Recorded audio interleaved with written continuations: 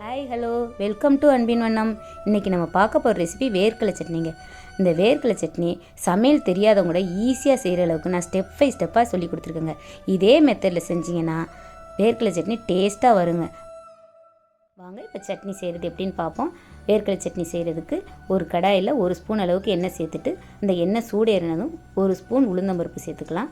நான் பெரிய சைஸில் 1 ஸ்பூன் போட்டிருக்கேங்க. இது நல்லா கோல்டன் கலர் வர அளவுக்கு நம்ம வறுத்து எடுத்துக்குவோம். அடுத்து காஞ்ச மிளகாய் 10 சேர்த்துக்கலாங்க. நான் ஒரு 100 கிராம் தேங்காய்க்கு இந்த 10 மிளகாய் சேர்க்குறேன். நீங்கள் காரம் அதிகம் வேணும்னு நினச்சிங்கன்னா 10 மிளகாய் சேர்த்துக்கோங்க. இல்லைன்னா 2 மிளகாய் எடுத்துருங்க, 8 மிளகாய் சேர்த்தா போதும். அடுத்து தேங்காய் 100 கிராம், வேர்க்கடலை 100 கிராம், 50 கிராம் உடச்சக்கடலை எல்லாத்தையும் சேர்த்து நல்லா வறுத்து விடுவாங்க.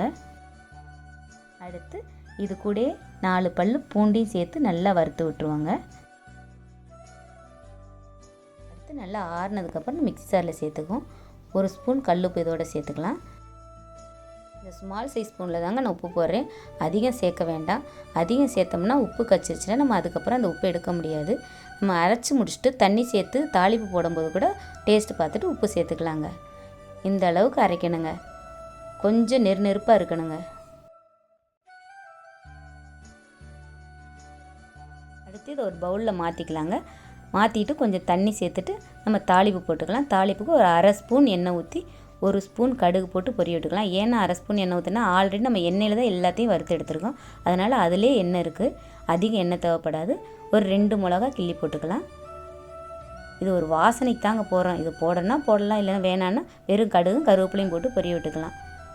இப்போ நல்லா செவக்கவும் நம்ம கருவேப்பிலை ஒரு கொத்து சேர்த்துக்கலாம்.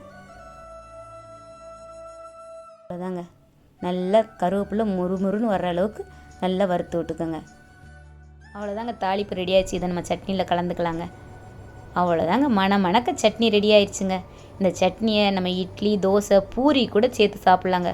அவ்வளோ நல்லாயிருக்கும், அற்புதமாக இருக்குங்க. நீங்கள் ஒரு டைம் இதே மாதிரி செஞ்சு சாப்பிட்டு பாருங்கள். பாய் டு ஆல் அன்பின் அண்ணம் வியூவர்ஸ். நெக்ஸ்ட் வீடியோவில் நியூ கண்டென்ட்டோட பார்க்கலாங்க.